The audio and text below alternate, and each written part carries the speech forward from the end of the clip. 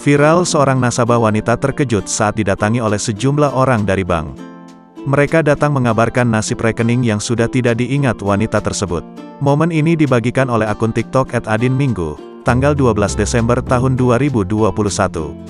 Akun ini menunjukkan momen saat sekelompok karyawan bank datang mendatangi salah satu rumah nasabahnya.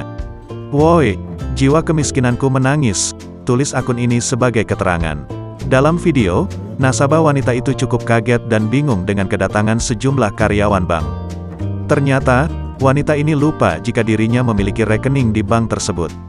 Mereka mengungkapkan jika wanita itu masih memiliki saldo sebesar 600 juta di rekening yang dilupakannya. Sontak, kabar itu membuat sang nasabah cukup syok. Ternyata ngasih tahu kalau ada saldo 600 juta di rekening, lanjut sang wanita. "Kok aku lupa ya punya uang 600 juta, celutuk wanita tersebut. Kejadian nasabah yang melupakan uang 600 juta itu langsung menghebohkan warganet.